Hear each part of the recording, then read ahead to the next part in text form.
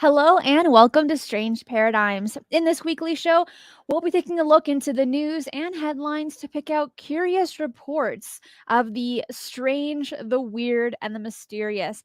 Anything from UFO news to science advancements, the paranormal, and stuff labeled fringe science and fringe phenomena. The topics we cover are fascinating, while some are unnerving and others disturbing, but definitely show that we live in a strange world full of strange mysteries.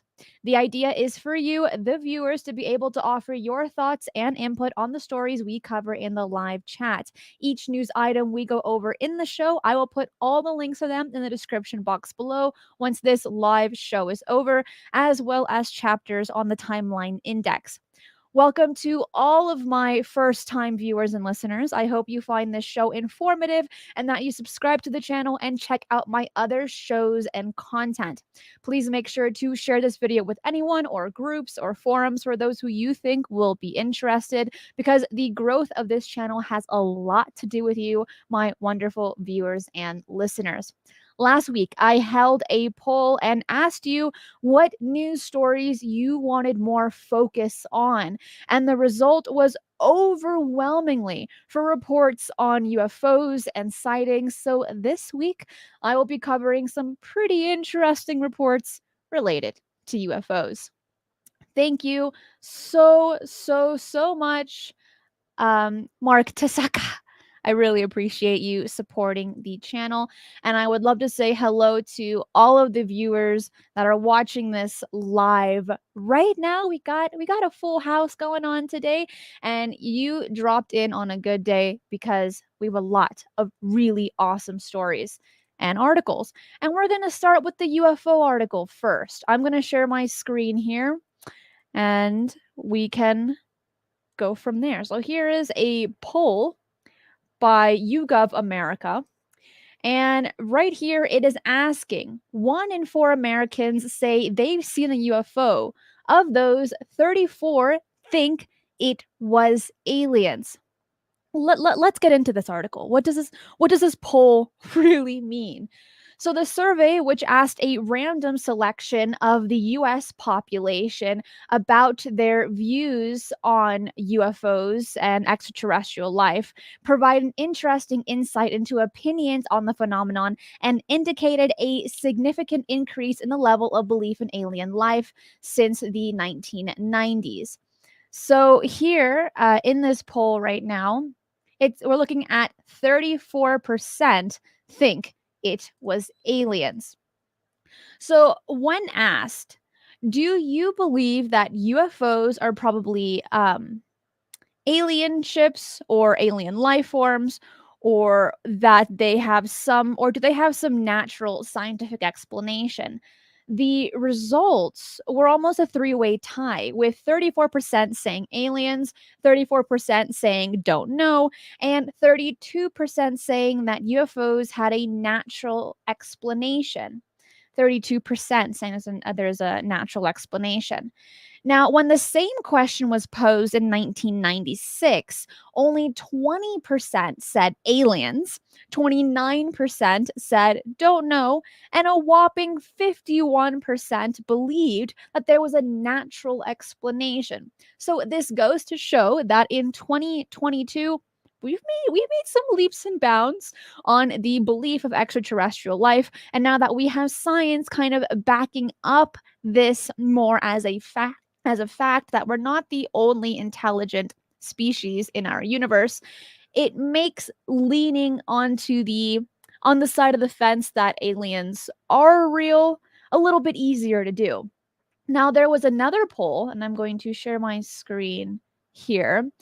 There's another poll, and the question was posed once again in 1996 that excuse me. So there's another poll also conducted in 1996, and which asked whether we are likely to make contact with intelligent aliens within the next 50 years, and found that only 4% had said yes, while the same question posed in 2022 yielded a result of 13% for yes. I think it's still a rather low percentage, but It's better than 5%, I think, in my opinion. But what about you? And my question is for these polls, well, the article had mentioned that it was just randomly selecting people in the United States, asking them these questions. I wonder how they like how they created this pool of people to pull from to ask them these questions.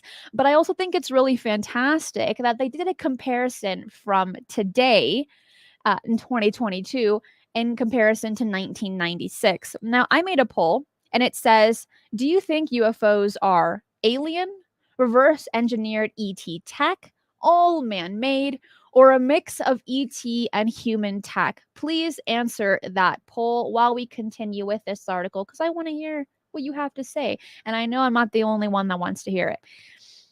So, for the survey, YouGov also asked people who had personally witnessed a UFO whether they believed it was alien in origin or something with a conventional explanation. And 34% said they believed it was aliens, while 43% thought it was a natural phenomenon. So that remaining 23%, meanwhile, simply stated they weren't sure one way or the other. And I think for someone that may not be familiar with the UFO field, the UFO phenomenon, I feel like it's very safe to be in that percentile where you don't really know. You're not, I, I wouldn't say educated, but you're not in the know of the field. You don't know what's going on. So I feel having that sense of humility, stating that I don't know, is rather safe than making you look crazy saying everything I see is aliens, or making you look like a total skeptic pessimistic where they say absolutely not, we created all this super advanced tech. So being in the middle seems rather safe in my opinion. Please answer the poll that is still up. I will be ending it somewhat shortly, so put in your votes. Less Sweet said, while I traveled the Bible Belt, a lot of folks believed UFOs were angels.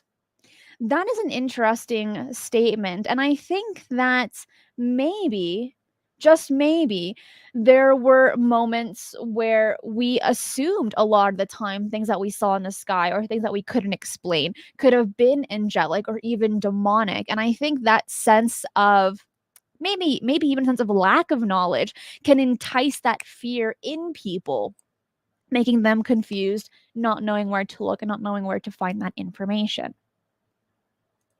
Oops. So please answer that poll as we jump over into our next article. I'm going to close my screen here. But when I came across this one, I thought, what a great way to start today's show. Pulling up polls, pulling up numbers, talking about UFOs. That's what we're here for, right? And that's what you wanted to see more of. UFO stories, UFO sightings. I got a few for you. So far, the top result for the poll is a mix of ET and human tech. Okay. Hey, you gotta swing both ways in this situation because we simply don't know how much of the technology that we have could have come from crash retrievals.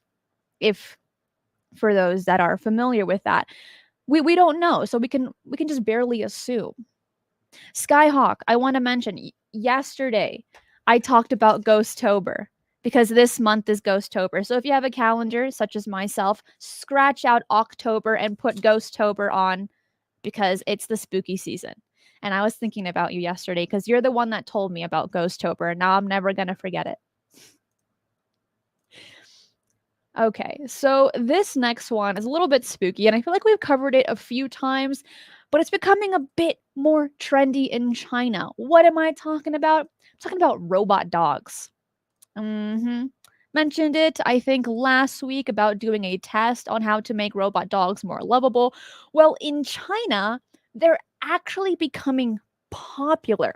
So, photos and videos of people walking futuristic robot dogs instead of actual canines have been going viral in China lately, signaling a trend among the younger generations.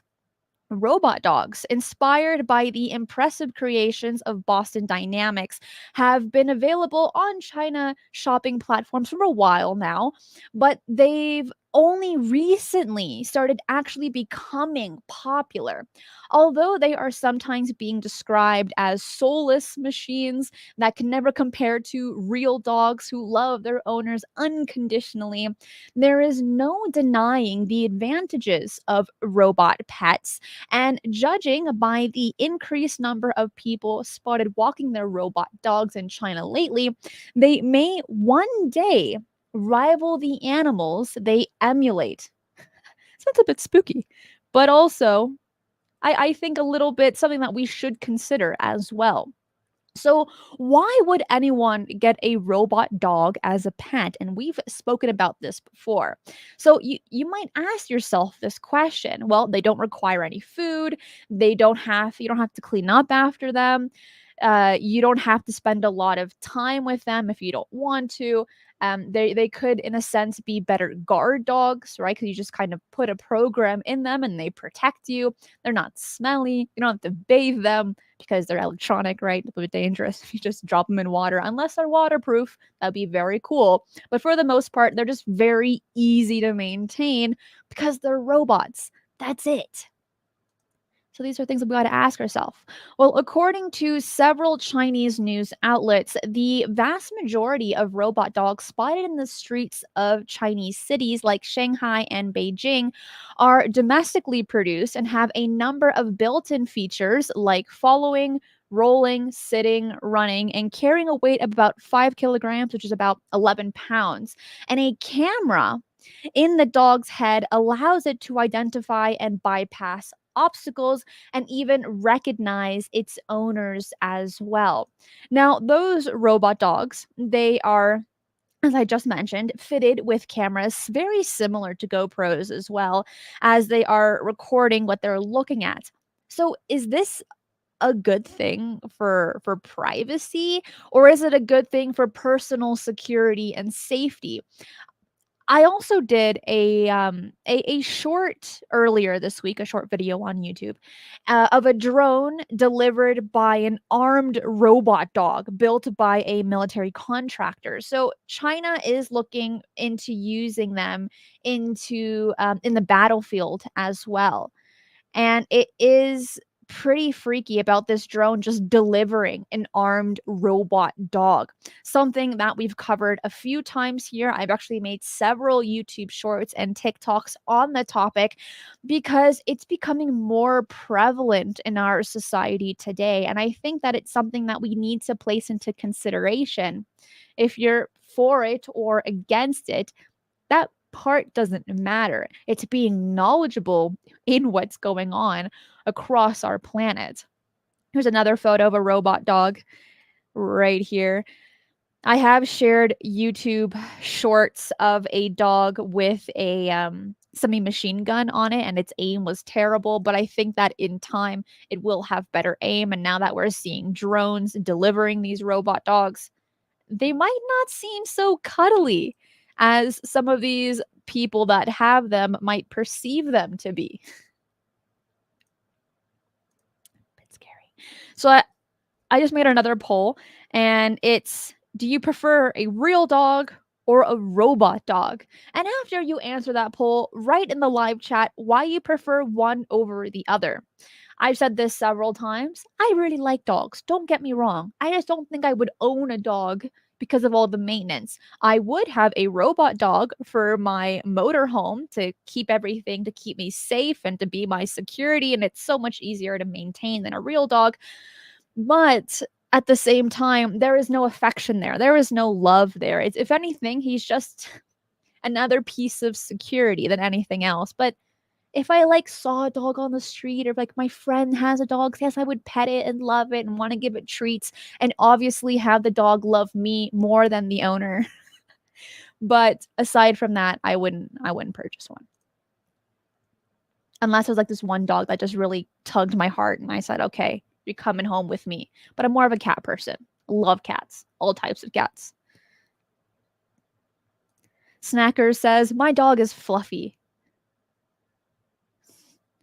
Dogs are cute.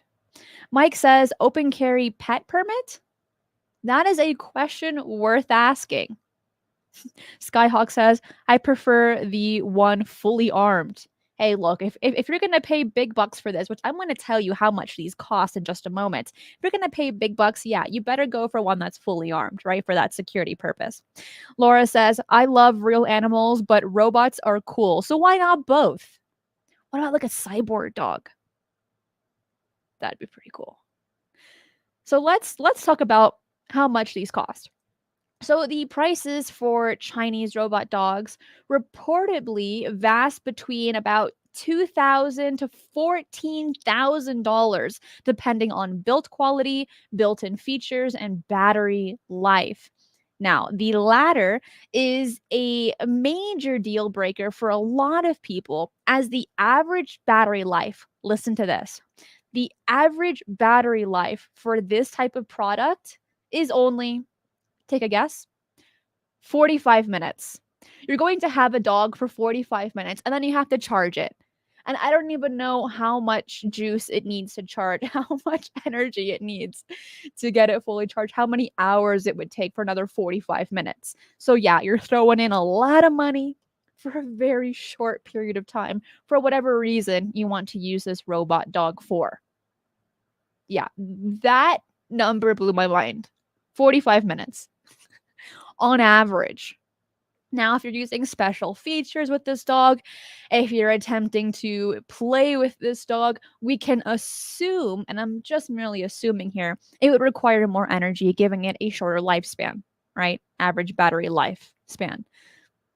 I'm a bit disappointed. I'm waiting for like the full day, several day battery life on these dogs.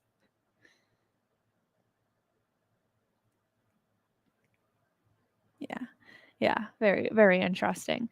So, robot dogs are just starting to see real adoption amongst the Chinese consumers, but manufacturers are confident that in the near future, the market for their product will be worth billions of dollars. Now, in the poll, the majority of you said 79% to be exact, said you prefer real dogs over robot dogs. At this point, I don't blame you. Now, if there can be more programs to teach dogs to be more lovable, to give them certain actions, to make them look more realistic, I think that poll number would change. But for the time being, with the very lameness of these robot dogs at the moment, 79% of you said real dogs, and I agree with that. All right, moving on to our next one. Guys having fun? I'm having fun. This one is another UFO related topic. And I'm going to read a little bit of it before I show you the video that I do have saved for you with audio this time. So let me just give you a little bit of background context. So there was a UFO sighting seen by hundreds of people as they gathered for a football game at the North Point High School in Missouri. Okay, keep that in mind. Let's play this clip. What the fuck is that, man? Christian, we're getting invaded by aliens, man. What is going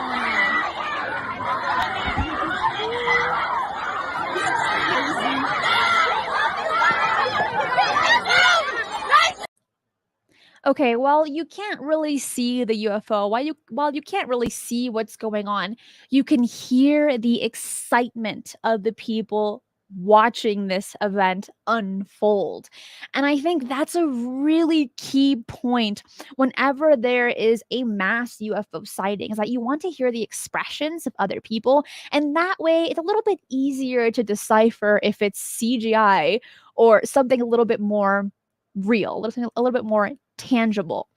So, alerted to something strange in the sky, there were already a few murmurs in the crowd, and then the person that recorded this was Cora Gregory, and she started filming the sky.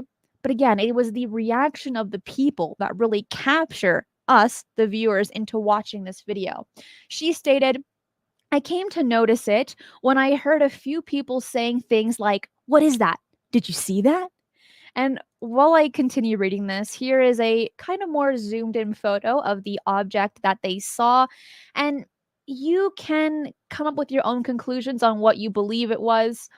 But let's continue with this and then we'll kind of go more into the opinions and the thoughts on this. So she continued to state, a friend of mine I was with kept telling me it's probably just a laser. And at first, I thought maybe it was. But that quickly changed to, oh my God, that's not normal. And I came to the conclusion that it was not a natural object. In Cora's video, a crowd already vocal with excitement is seen watching the strange pale blue presence in the sky. Moments later, it shoots off into the distance, provoking screams as the school kids jump and point. That night, Cora's mom uploaded the video to Facebook and left jaws dropping. One dad commented in the Facebook group stating, "This is real. My son saw it and called me as soon as it happened." Cora mentioned that, as a possible explanation goes, I have none. We are in Missouri and we have no air bases around my area. A lot of people had said that it is rockets, but rockets are definitely not being launched in my area, and especially not near the suburbs. So I honestly don't believe it could have been a spotlight or a laser or something like that. The movement and speed of it wasn't normal, and I would possibly have more ideas if this UFO had some sort of sound that I heard. But this light in the sky was totally silent. Now, this is a pretty bizarre UFO sighting. It's a really strange one. Now, I just put up another poll that says, "Do you think a mass UFO sighting would cause panic? Yes or no?" I mean, people would be recording video, right? Depending on where it happens, just like in this situation. And if you can kind of jump back to your teens or your preteens, when you're surrounded by other people, your expressions, your mannerisms are going to change depending on those around you, right? You want to adapt to your environment. So in this poll, once again, for you to answer, the options are yes, no, people would be recording video, and depending on where it happens. Pick the one that you believe is the most plausible. So, what they saw, people aren't really sure if it truly was a UFO or if there's just a mundane explanation. But it is events like these for children. These are kids. It's it left an imprint on them that will last the rest of their lives. And who knows, maybe one person in that big group of hundreds of kids and teens and a few adults, maybe one of them is going to be the future face of ufology, or one that's going to do extensive scientific research onto the possibility of extraterrestrial life, or attempting to create very advanced technology because of this sighting that they had. It's impressionable and it's going to change the way they view the world. And I think that's the biggest takeaway we need to take from this video, regardless on if what they saw was really aliens or not. It was the impression that was left upon them soon after that. And you can just hear the excitement in their voice, them screaming, them pointing, them jumping up and down with just sheer excitement, because what they're looking at, they have no idea what it is. That's the best part. And there's a lot of people that have been interested in the UFO phenomenon for quite some time. It was because they had a childhood experience. Of course, there are those that really do like the history, really do like the science, and those maybe had a sighting a little bit later in their life. But the majority of people that I have spoken to personally, they have that they got that interest because of their childhood, when they are the most open-minded to the possibilities that we don't really understand what we're seeing. And that's the best part. So I'm going to take off this photo here. It's a pretty lame photo, which is unfortunate from this video, but at least it's something that we are able to look at and some data that is a bit more tangible. Please make sure to answer the poll that I put up. I want to hear what you have to say. That's why I make them. J. Allen Heineken says it's definitely aliens. Seraph says, LOL, heck yeah. Heck yeah. So the top result was yes. Do you think a mass UFO sighting would cause panic? The answer, the majority of you, said yes. Before we continue, write in the live chat, why do you think that is? I've come across a decent amount of articles, spoken to a decent amount of people where it's really 50-50. Some think that it would create mass panic, but the other half think that might not be the case. Maybe now more than ever, we are ready to have a mass sighting like this, kind of like in the Phoenix Lights. If we remember from the interviews that were conducted then, or the video recordings that were conducted then, regardless on if you think it was real or fake, putting that aside, just this huge object or objects being seen that no one could explain at the time, people weren't screaming, people weren't running into their house and freaking out. If anything, they were mesmerized in that moment of attempting to understand what the heck is going on. And they pull out their camcorders and things like this, the time period, and they want to understand. So movies and TV have really prepped people, I think. And Laura, I also think that you're right. It's because of movies that now more than ever we are probably more ready for a mass sighting than decades prior. So I don't think the youth would panic because they've had so many movies and TV shows to prime them. But it's a tough one. I could be wrong. We simply do not know how overall the human race would react until that situation happens. Until then, we can only kind of guess, we can theorize and things like this. But I often wonder that, like, what would happen if the Phoenix Lights repeated, like in daylight? Could you imagine that? The Phoenix Lights happening in broad daylight today in 2022. What would happen? You better make sure to have a pretty good cell phone to get some decent resolution, as we know from Jimmy Church. Drop the iPhones, the Androids are where it's at. They take much better quality photos than the iPhone, from what he told me when he showed a picture of the moon with the iPhone and with the more advanced Samsung. So get Samsung. Jumping over to our next article, I feel like consistently we talk about several topics throughout almost every single show that we do for Weekly Strange News, and that's the James Webb Space Telescope and snakes. I do not have any articles on the James Webb Space Telescope today, but then guess what the other option is for you then? It's on snakes. I'm going to share my screen here because this picture and this guy's face is very funny to me. Okay, let's share this. Look how large this snake's mouth is opening. And look at this man. He's like, yeah, this is just normal. This is average. And I find it very comical.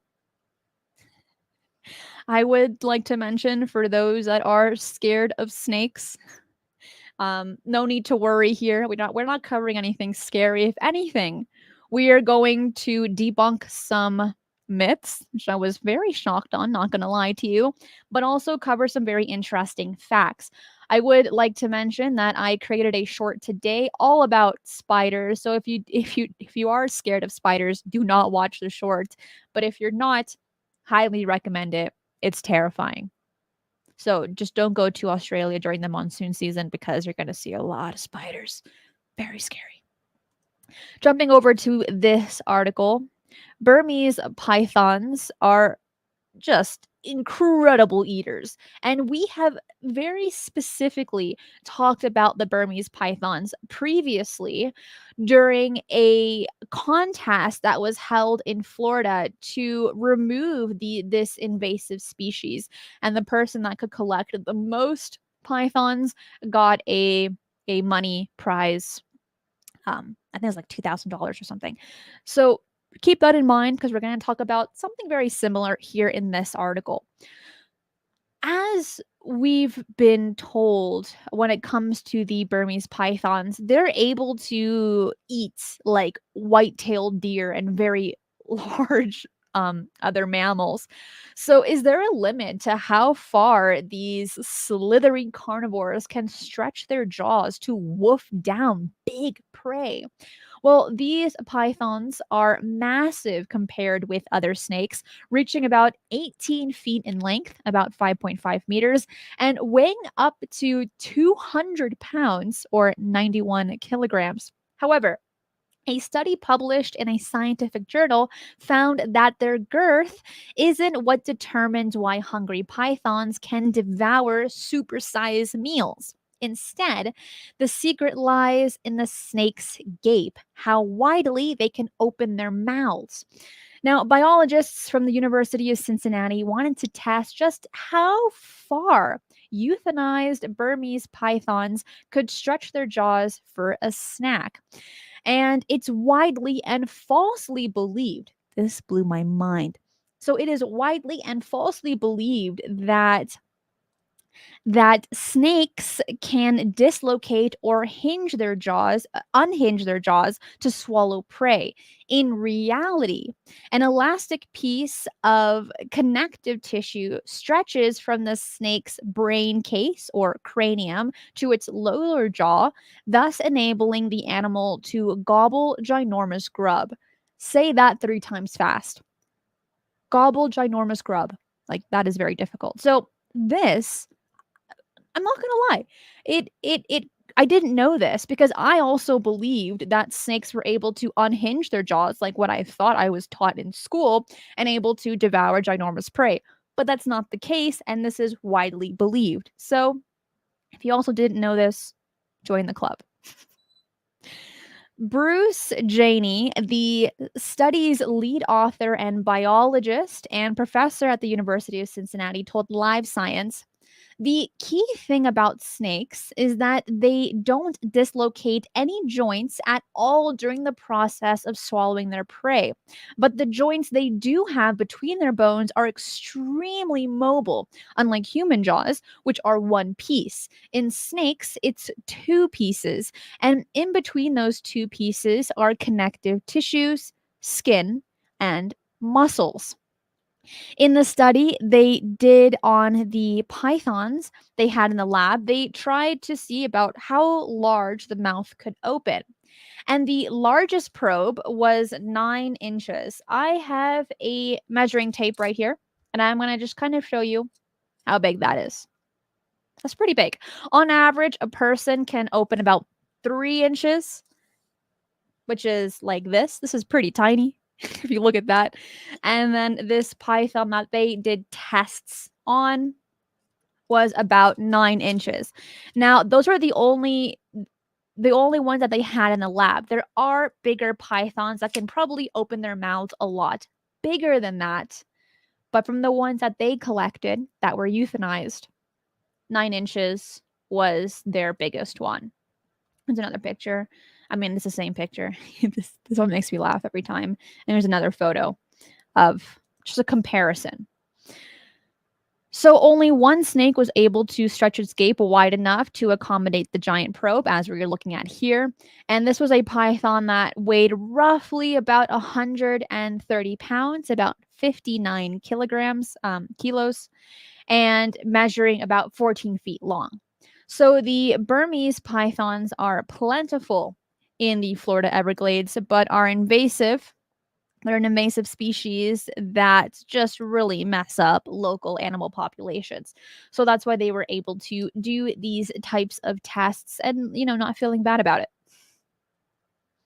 But when I came across this, I'm thinking, I do not want to be in the path of a Burmese python because holy moly, I could probably be swallowed up by this. I'm just going to kind of measure how. Okay, so from shoulder to shoulder, I'm about 15 inches. So that's okay. I feel a little bit safer now that they could not swallow me whole if I was casually laying on the grass because I'm 15 instead of 9. So make sure next time you go to the Florida Everglades that you just kind of measure in diameter how wide your shoulders are, just to be safe. I also just dropped my tape measure and I'm sad. Anthony says donut shop. Can never go wrong with donuts. I will say I like them pretty basic and I just like glazed donuts. Those are my favorite. The sugared ones, not so much. The iced ones, I'll kind of pass. But there was like this 2 weeks worth where I ate donuts every single day. This was like a month ago. And oh my gosh, did I break out so bad because of all just the intense processed sugar. But I have never been happier in my life to eat donuts every single day for like 2 weeks. But emotionally, it made me feel kind of bad. So that aside. That aside. But what about you? What are your favorite donuts before we continue? Oh, Travis says old fashioned. Those are good. Flubber says, I like pink donuts. Those are yummy. Steppenwolf says, Cristina Roxin Ramen. Yes, that's pretty awesome. Okay, Kurt, I have never tried maple bacon donuts, but I'm actually not a fond of bacon at all. But I feel like that sweet and that salty is pretty darn good. I love that sweet and salty combination. Ooh, once a month, apple fritters, Canoodles said. Quote. Dragon Rider, or as I like to call you, Agon Rider, chocolate glazed. Yes. That one, like, if it was given to me, I'd eat it, but I wouldn't casually buy it. Zenza, Bill, and Dragon Rider, y'all should be friends because you both like chocolate-ish type of donuts. Which they're okay. John aside says blueberry. Yum. So while you keep telling me your favorite donut flavors, let's jump over to our next one. And this one is following close to the spooky season. This one's a bit scary. I'm going to share my screen right here because we are talking about skeletons, but not just any kind of skeletons, but human skulls that have been stolen from their graves and sold, not just on the black market, but sold through Facebook. Oh, yes, this one's a bit spooky. So, grave diggers in the UK are stealing skulls and other human remains to fuel an unregulated online market. And this is truly unbelievable. Some human bones are reportedly turned into pieces for Ouija boards. And sold on Facebook and Instagram. Skulls pierced with nails, and they have the slogan such as kill me, are also being sold. There's a picture of that. I mean, yes, people want to be in the mood for the season, the spooky season, but this is just a little bit too extreme for me and probably for the majority of the human population. So, the 2-part investigation by Live Science found that the remains of adults, children, babies, and even fetuses are all readily available to buy online. It found 50 sellers of these items in England and Wales from 2020 to 2022, some offering skulls in private Facebook groups and others selling the remains on public pages associated with antiques, oddities, and taxidermy businesses. I mean, this is so sick and morbid. I mean, what gets into people's heads to do something like this? And not just the sellers, but the buyers thinking, you know what would be really nice on my dining table? A human skull. But you know what would be even nicer? Just kind of having nails in it, engraved, stating "kill me." Oh, beautiful. This is art. I don't think that goes through people's minds when they purchase items like this. It's just crazy. It's just wild. Mm. Well, there is no law. There is no law in the UK against the buying and selling of human remains, given that the items were acquired legally. That's a bit sketch. Although the first part of the report noted that most of the items up for sale appeared to be medical specimen. The second found that grave robbing is also occurring. So that is the best way, just kind of like label things as safe. It's like, oh no, no, no, the skull that you bought, it's a medical specimen. It's safe. It was donated to me, or I own the rights to it. So it's safe for me to sell it to you. And the buyer's like, great, this is a fantastic. I'm going to buy it. I'm going to put it on my kitchen table. And when I eat, I'm going to stare at it. Fantastic. That is so disgustingly sick. I am going to pass. But also during the time between 2020 and 2022, where the human skull sales have skyrocketed, there's also been an increase in vandalism to churchyards as well. So people are seeing also crypts online, and there have been people that kind of specialize in this field being contacted into their in response to what people would think as a security risk, where someone takes a picture of a crypt and says, but there's a really great skull inside. Let me go pull it out, and you can pay me X amount of money for it. No, it's sick. It's really disgusting, but a great story for the spooky season. But please, I do not encourage you to purchase human remains. Not even for Halloween. Thank you. That is the moral of the story. Okay. Well, changing gears a little bit to make it something like less spooky. You know who's really been on the news lately? Have it be articles written about him, have him being on Twitter, very specifically on Twitter, is Elon Musk. And just recently, PepsiCo stated that they are purchasing a bunch of Tesla Semitrucks from the Tesla company owned by Elon Musk. Let's get into it. So, PepsiCo Inc. confirmed that it would take delivery of Tesla Inc.'s semi-trucks on December 1st, becoming the first company to receive its orders of the much-delayed electric vehicle. PepsiCo said in a statement that the trucks would be used as its Frito-Lay plant in California and its PepsiCo beverage factory also in California. And PepsiCo has been aiming to reduce fuel costs and emissions, and reserved about 100 of the Tesla semi-trucks in 2017. That's a while ago. Well, US companies have pledged to take action to reduce their impacts on the environment, with PepsiCo aiming to achieve net zero emissions by 2040. Truly, that is impressive. Why is that? I'm about to tell you why. Because transmissions accounts for roughly 10% of the Mountain Dew maker's greenhouse gas emissions. PepsiCo's CEO, sorry, now my contacts just kind of got messed up.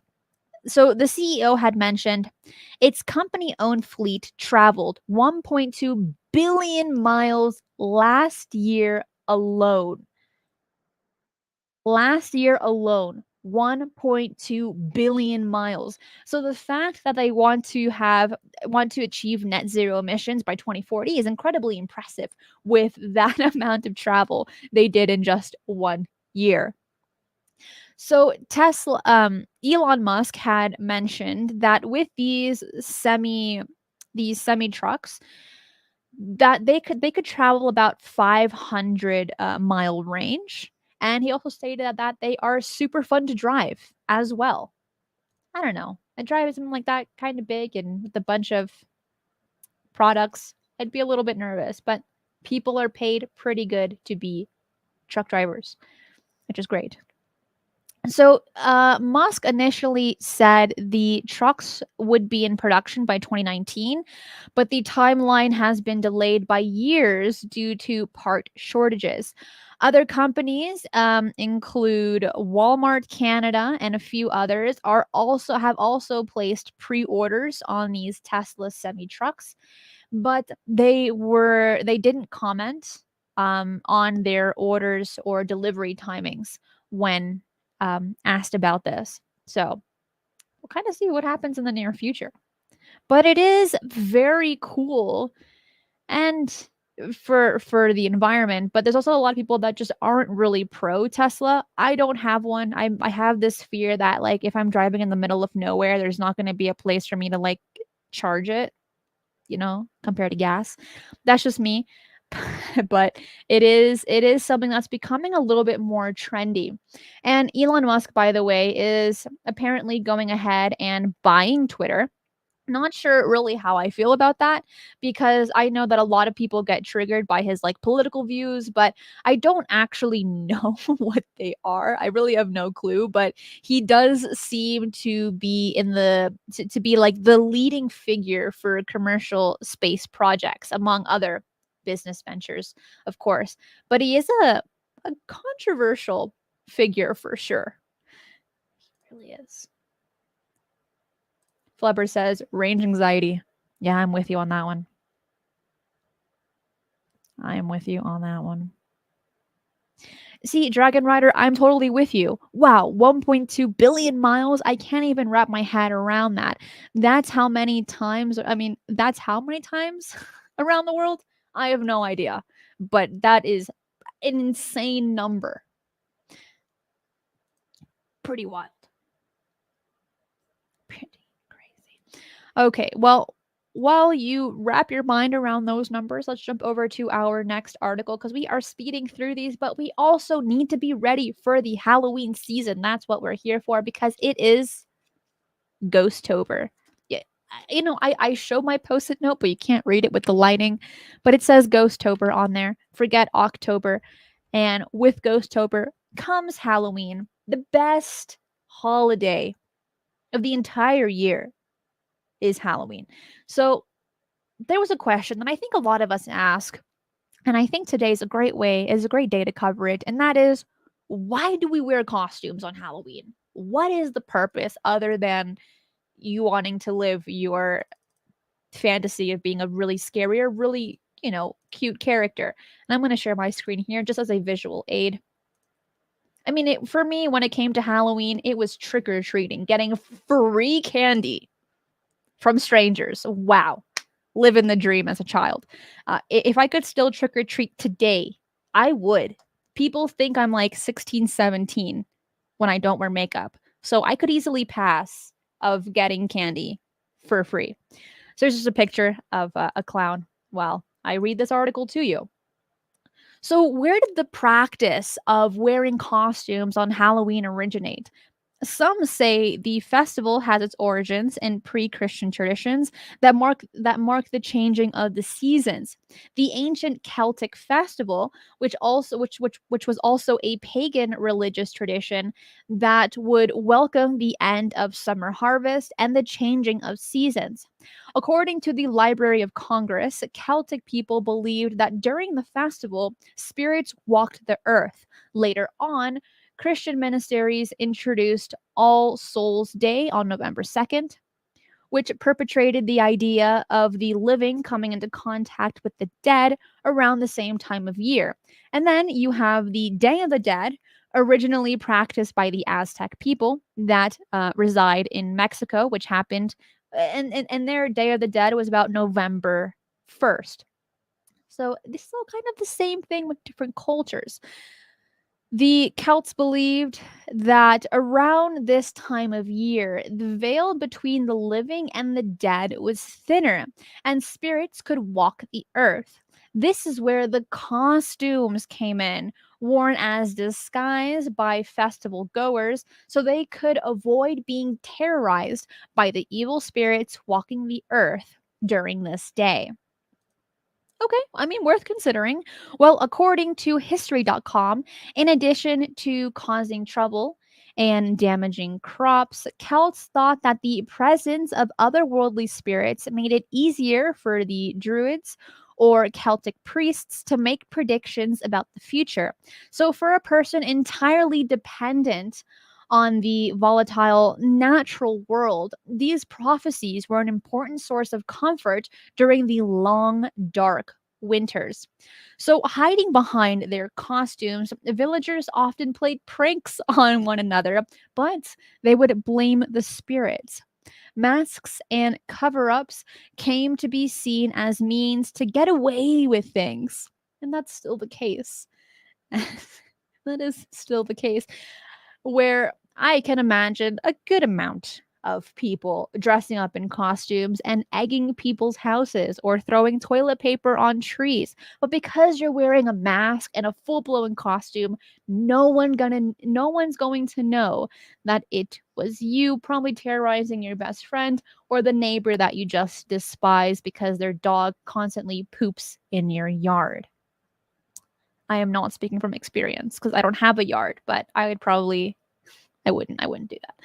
So around this time, costumes influenced by pop culture became more common because in the 1920s and 30s, that's when Halloween became very commercialized in the United States.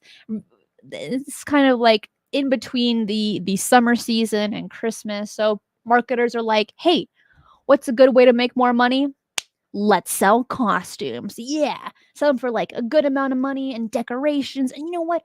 We should start giving out candy to people. Make people buy hundreds of dollars in candy and give it out for free. Genius." Well, it was so genius that we're still celebrating Halloween 100 and something years later in the sense of dressing up in costumes, going trick or treating, decorating our home with pumpkins and orange and black and spiders and uh, very amazing pumpkin carvings. I used to watch those TV shows in like the more early 2000s with my dad, where there was like those contests where people were given a pumpkin certain amount of hours and they would just create these masterpieces, and I'm thinking, oh my goodness, they're so talented. How did they come up with the idea of like, I'm obviously a very good pumpkin carver, I'm going to go join a contest? I don't know what goes through their mind, but it's unbelievable. And it was because of the 1920s and 30s where marketing became very closely involved with Halloween. The first costumes were actually Popeye, Mickey Mouse, and what's the other one? What's the one with the really big head called? Bo Peep. I don't know what her name is, but also her as well.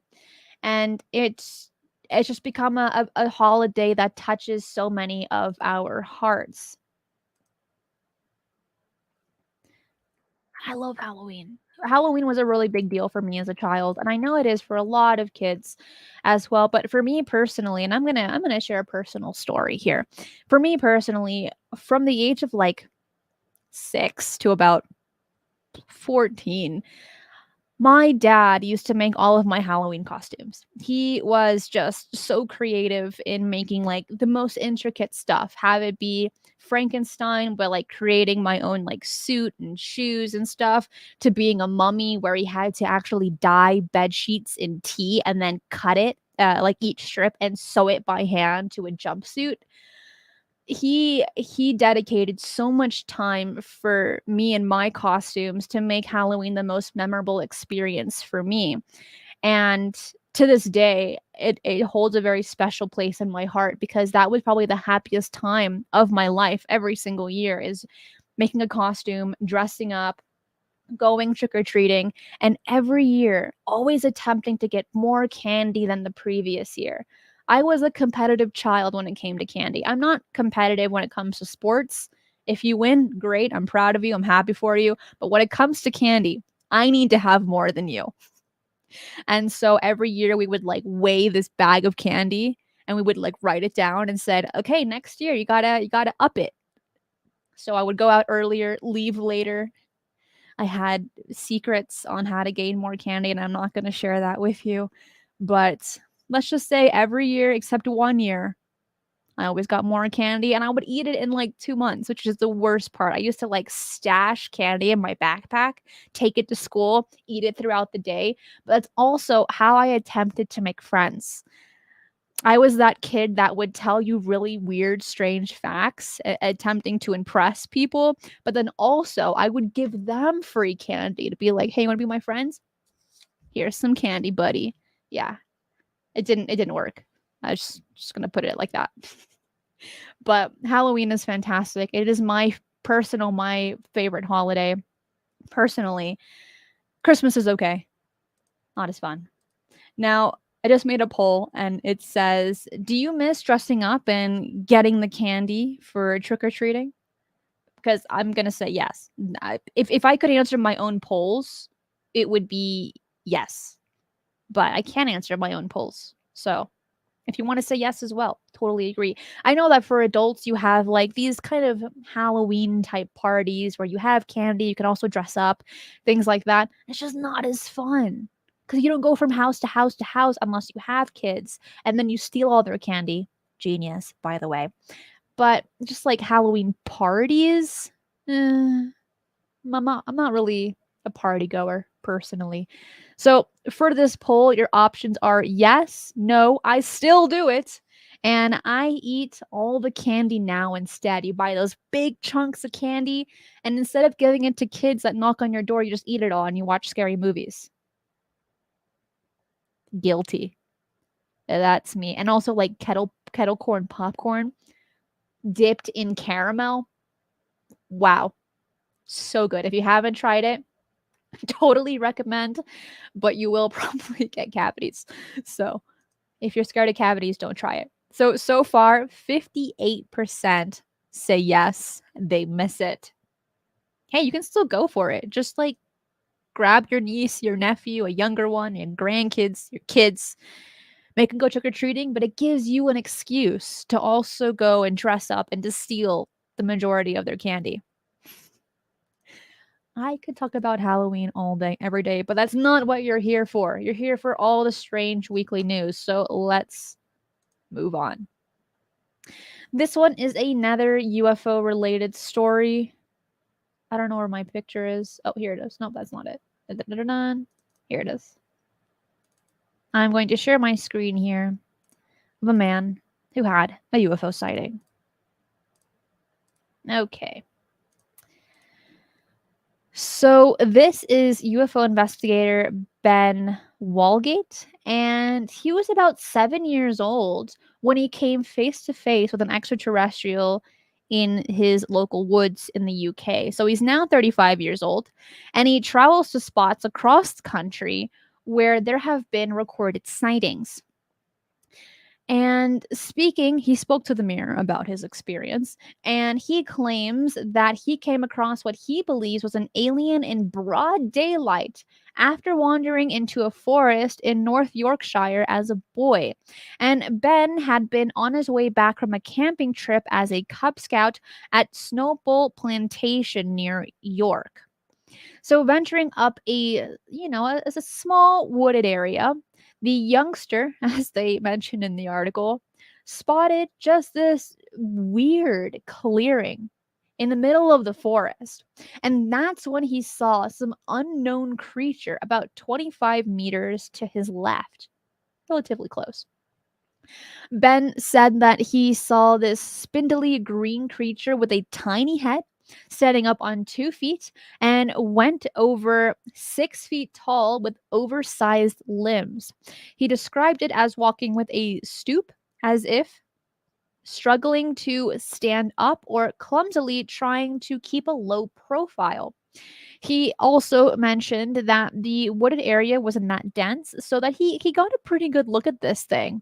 And it might have only been a few seconds, but then they made eye contact, and this alien's eyes were completely black. He mentioned that this thing was out of the ordinary. It looked at me and I looked at this thing, and it was definitely not of this earth. It was such a weird vibe, and its head in proportion to its body was just tiny. It's not like the stereotypical aliens with the gray skin and the big black eyes. This thing was more lizard, and I'm not saying it had scales, it wasn't snake like, but it was olive green from head to toe. It was very sleek, slender looking thing, big black eyes, little tiny head, and long, over proportional sized arms that came past the knees. It was just otherworldly, and it shouldn't have been walking on 2 feet. He continues, I am still very scientifically minded. I won't just jump to anything to say it's an alien, but I'm getting out there and investigating some of these areas and following up on some of the stories that people have shared. Here is the area of where he had this UFO sighting for those watching this live. And here's another example of a person that had a sighting when he was young. It created such a big impression on his mind that today he is a UFO investigator where he travels the United Kingdom and he does his investigations. So, regardless on if we believe his story or not, there is no proof, there is no evidence, there's nothing that he collected to prove his sighting that he had as a child. Putting that aside, it changed his life forever. He will never look at the world the same after his sighting that he had when he was just a small young kid. And it makes me question if, as soon as he had this sighting, if he told his Cub Scouts what he saw and if he was ridiculed or not at this time. I think now, if a child were to have a sighting, as we had seen the UFO video a little earlier that happened in a school in Missouri, they're more freely able to talk about this, talk about their sightings, talk about these really strange things, compared to just a few decades prior, where you were classified as funny, crazy, or just flat out insane to the point that, you've read too many comic books, you need to focus more on your studies, and things like this. And my question is this is like a reoccurring thing, right? So many I have interviewed, whether about the paranormal or UFOs, often mention they had extraordinary experiences as a child. For the most part, it's not people that have had them in their older age, 30 and above, 30 and onward. It's those that have had it as usually small children, sometimes teenagers, and then it kind of dies off after that. People that claim they've had experiences or sightings. So it makes me question, are those intentional to show yourselves to children more so than adults? Well, there have been a few people that have mentioned that there's a lot of significant sightings that happened around schools. Why is that? Because children are more open minded to the possibilities and they don't attempt to rationalize. They just see it, they perceive it, they do not filter it, and then they tell their friends, their family members, or they draw it or they write it down without any filters on attempting to understand what they saw. They just go for it. So, are our children a target to have these types of sightings? Steppenwolf, thank you so much. It says RV needs a solar generator too. Thank you so much for supporting the channel and for the RV fund. I always appreciate it. Surf says, that's what you thought you saw. And it's also whenever you do interviews with anybody, especially those that have had a sighting really just recently, you have to be really careful in how you ask your questions because you don't want to lead them on or give them certain keywords, right? To where they think they saw something that maybe they didn't. But I do wonder about like the UFO hotspots off the Californian coast, like near the Catalina Island and areas close to that zone as well. So I wonder if there are fishermen and like people that sail in those waters who have seen things but have never reported their sightings. It's something that, for me personally, that I want to know more about because while there are a decent amount of UFO sightings out there, the majority of people don't report their sightings because they don't know who to call, because they're scared, because I think it has a conventional explanation. There's a lot of reasons to why people don't report their sightings, but for the most part, they just don't know who to report to. Now, I interviewed Preston Dennett about USOs, and he has so many cases of UFO sightings near the Californian coast and the Catalina Island. But there's also a rather big percentage who do not report out of fear of the ridicule factor as well. But I think that's also beginning to change. That's not the case as much as it used to be. Jessica, thank you so much. It says RV and equipment for RV fund. I am truly grateful for everyone that supports this channel by listening in live, by all of my moderators, all the super chats, all the super stickers, and everyone that comes into every single one of my shows.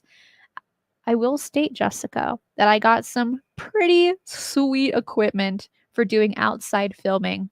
And for those that follow me on Twitter at eyes_on_the_skies, you're going to see some pretty cool pictures soon and a video even sooner. I'm pretty darn excited. I'm like freaking out of excitement. But you'll see the finished work when it's done. All right, jumping over to our next article. This one, jumping back into the spooky season, just a tad. How many of you are familiar with body modifications? This includes simple things such as ear piercings, nose piercings, to getting basic plastic surgery for like your nose, your forehead, Botox, things like this.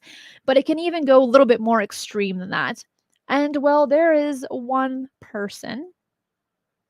I don't know if he wants to be classified as a person now, but here we are looking at a genderless dragon going on here. And what's interesting about this article when I came across it was first, it's very bizarre. It's very strange. That's why we're covering it here today. People that go very extreme on their body modifications. But it was the title that really caught my attention for this article. And it states a body modification fan who became genderless dragon missed old life as a banker. Let's get into this. So, Time at Medusa went to extreme lengths to achieve their dream look, covering their body in tattoos, implanting horns on the head, and splitting their tongue in half. There's another photo of that. Bit scary. Even to the point that he had his male genitalia removed so that he could finish the transformation. And here, while he did miss being a big shot city banker, he is now a public performer due to his appearance. And Tiamat began the radical transformation after being diagnosed as HIV positive while working a top role at an international bank. And despite now embracing life as a genderless dragon, the body modification fanatic claimed that they look back fondly on their former lifestyle. Tiamat says, I'm an ex-banker and I used to work in white-collar America. I miss those days and I miss that job very much. However, I'm also very happy with where I am today. Tiamat also mentioned that to get this look, he spent over 60,000 pounds on this transformation. And it's just become a lifestyle for Tiamat. Here's another photo of him. So he was originally born as Richard Hernandez, but His dream for body modification started in about the 1980s when he was bitten by a snake, and then it just changed him after that. You might think from this photo that he might not need a costume for Halloween because he is a Halloween character. It's pretty freaky. But at the end of the day, he is rather happy with this transformation, and he continues to state, I found myself surrounded by snakes of all colors, and the snakes were biting me. And oh, this is a dream, by the way. I should really mention that. He dreamed he was surrounded by snakes of all colors, and they were biting him, and he was very afraid. But as the dream went on and they kept on biting me, I could see that I was not being hurt by them or their bites. It was when I realized that my fear began to subside and I felt safe and at peace, and I was not afraid of the snakes when I woke up. And then it's from that moment that I believed that I am a real and true life reptoid, a half human, half reptilian creature who currently works as a performing artist. In this case, for Tiamat as well, he had an experience to where he was bitten by a snake and it changed his life forever. Goes to show that one situation in your life will make you look back and make you want to change, either physically or mentally.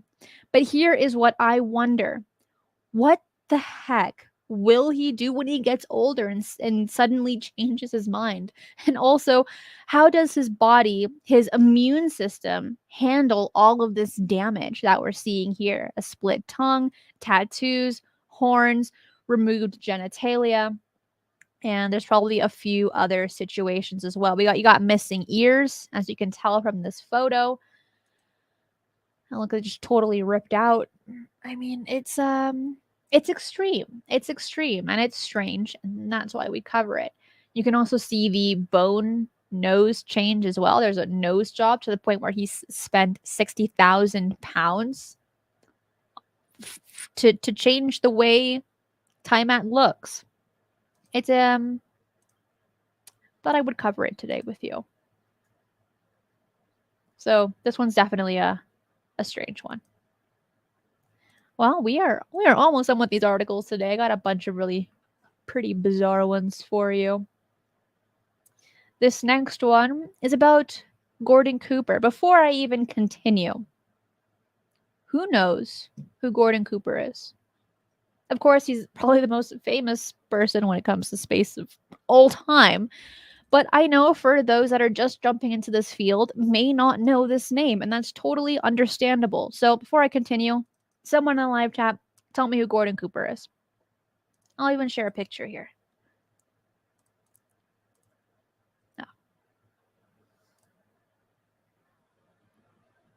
No. Yep, that's right, Zenzabil. Mercury 7 astronaut. He was an astronaut, yes. Well, what is very interesting about him is that he was the last American to fly in space alone. And on May 15th, 1963, he shot into space into a Mercury capsule for a 22-orbit journey around the world. During the final orbit, Major Gordon Cooper told the tracking station in Australia that he could see a glowing greenish object ahead of him quickly approaching his capsule. The UFO was real and solid because it was picked up by the tracking radar. Cooper's sighting was reported by the National Broadcast Company, which was covering the flight step by step. But when Cooper landed, reporters were told that they would not be allowed to question him about the UFO sighting. Major Cooper was a firm believer in UFOs. 10 years earlier, in 1951, he had a UFO sighting while piloting an F 86 over Western Germany. And they were metallic, saucer shaped discs at considerable altitude and could outmaneuver all American fighter planes. Major Cooper also testified before the United Nations that I believe that these extraterrestrial vehicles and their crew are visiting this planet from other planets. Most astronauts were reluctant to discuss UFOs. I did have occasion in 1951 to have 2 days of observation of many flights of them of different sizes flying in fighter formation, generally from east to west over Europe. And according to a taped interview, he mentioned, "For many years, I have lived with the secret in a secrecy imposed on all specialists in astronautics. I can now reveal that every day in the US, our radar instruments capture objects of form and composition unknown to us. And there are thousands of witness reports and a quantity of documents to prove this, but nobody wants to make them public. Why? Because authority is afraid that people may think of God knows what kind of horrible invaders." So the password still is, why would we panic? By all means. So just imagine that. This is huge, right? Or we're having an astronaut state something like this really during his time as being an astronaut and decades afterward. If you want to see the interview, the link will be below to watch it through of what he had mentioned, but it is rather crazy. And what does NORAD pick up when these things trip the fence coming in from space, but like every day? I mean, I can't believe that. I want to believe that, but I can't. It's too big of a number. So I feel like while this isn't a recent article, it is something that we need to talk about in the UFO field, especially for those that are new to the field, such as myself, where we don't necessarily always have this foundation. And when you mention, yeah, I don't know who Gordon Cooper is, I don't know his significance, you're put to the side and be like, oh, you don't know anything. How do you not know this? The amount of times I've been told that in this field is disgusting, and it's unfortunate because I haven't heard it from anyone else. I haven't come across it in a book. You have to do extensive research where one thing leads you to another. When you jump down that rabbit hole, a bunch of other doors open. But if you're new to the field, not doing extensive amount of research, you're not going to know these little pieces of information. So I would like to mention that if someone says, I don't know, please take the time to explain it to them because they want to understand, but they do not want to be ridiculed and stating, oh, obviously I'm dumb because I don't know who Gordon Cooper is, or whatever the topic may be.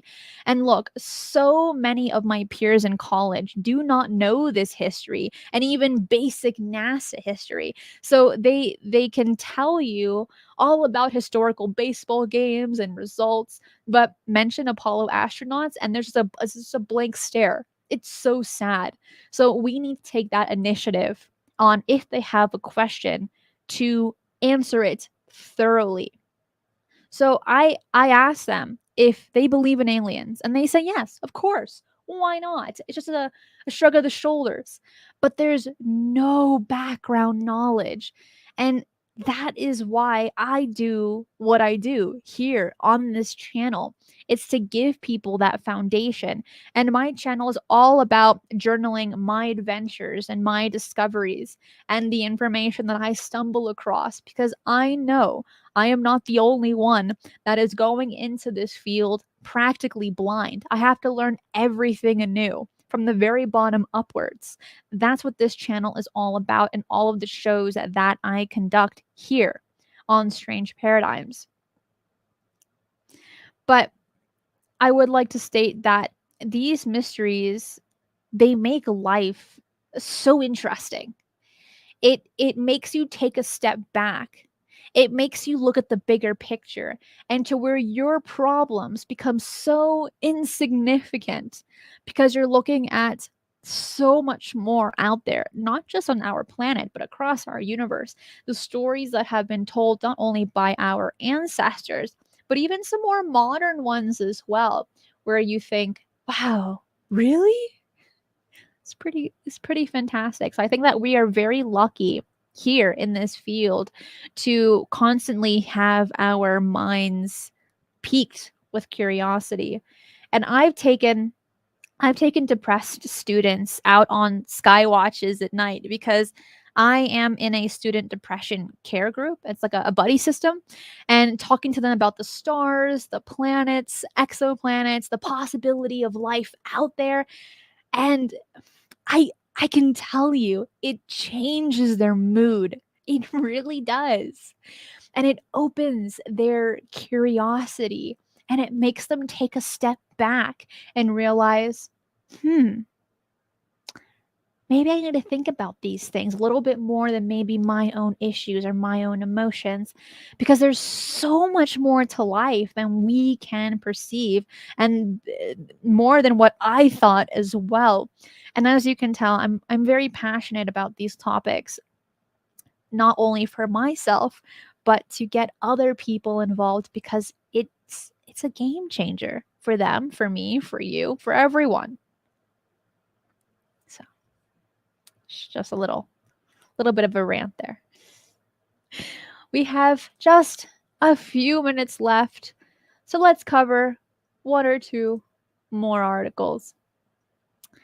We can just cover one more here.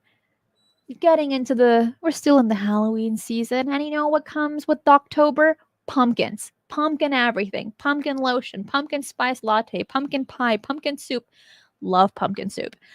Pumpkin candles, probably pumpkin shampoo as well. I don't know. Well, pumpkin everything. A new world record was just broken for the largest pumpkin ever grown. Let's take a look at this. It's so big, it has to be lifted with a forklift. It's another picture. Look at this. New York State record. How much? 2,554 pounds.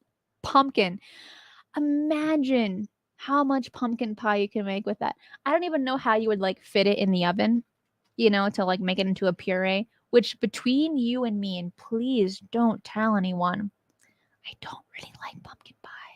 I don't really like pie, actually, just to begin with. But I know that it's like really going to offend some people. I just don't care for it. I do like pumpkin coffees, pumpkin like desserts-ish. I love the pumpkin smell. It's also good. Pumpkin candles are great, but like pumpkin pie, not for me.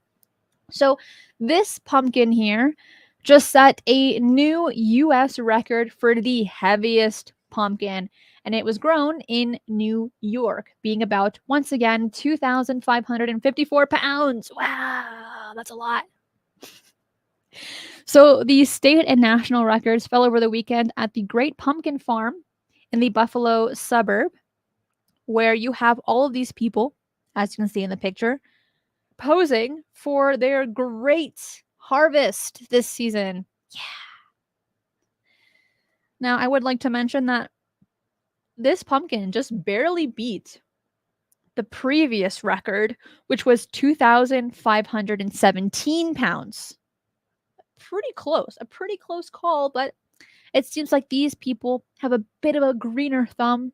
They took a little bit more care of this pumpkin, and it grew so big. Personally, I have no clue, none whatsoever, how certain vegetables, such as this one, can grow so large. Like, how much water and soil and fertilizer and bugs does it need to grow that big before it begins to rot? That is my question. I also do not have a green thumb at all in this lifetime. My father, on the other hand, yeah, he just picks up a plant from the ground, he takes it home, and it grows for like 10 years. I don't know how he does it. He did not pass that on over to me, which is very disappointing because plants are great. But whenever I have a plant, it dies in like a week or two. Like just one time I bought a basil plant to make, like pesto pasta and like basil pizza, just all this delicious food. And I began to like pluck the leaves, and I'm like, okay, I'm gonna put you in the sun for a little bit. I'm gonna put a little bit of water on you. You're gonna be the best plant I've ever had because you are gonna create leaves for me to cook with for the rest of my life.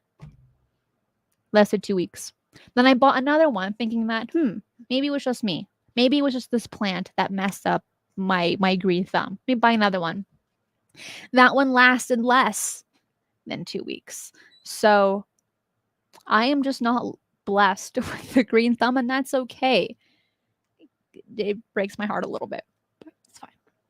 So one thing I do want to mention about this pumpkin. Well, this pumpkin beat the US record. It did not beat the world record because last year in Italy, talking about pizza and pasta, in Italy, the largest pumpkin, also classified as a squash, was 2,702 pounds that was recorded last year. So these guys were close, off by like a little less than 200 pounds. But hey, they beat the US record, and that's what counts. Pretty cool.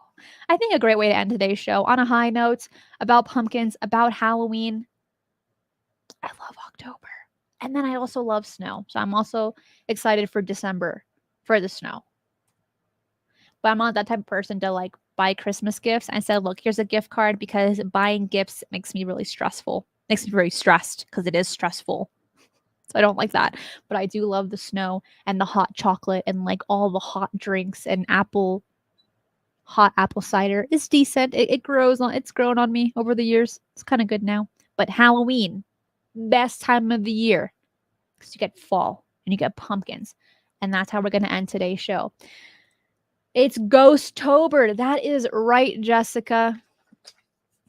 Skyhawk, you have increased my vocabulary with Ghost-tober, and I'm never going to forget it until the day I die. Out of all the articles that we covered today, which one was your favorite? Let me know in the live chat. I think for myself, I really enjoyed the UFO sightings seen at the school in Missouri. I feel like that one is it hit an emotional chord in me.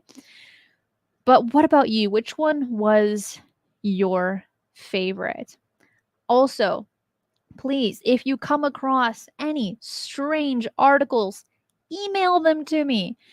Email them to me, or you can even place it in the Discord server. My links are below to where you can send me articles that you stumble across. I'm not asking you to like do the research, but if you just come across one, pass it over. I'll take a look at it, and if it's strange, we'll cover it right here on Strange Weekly News.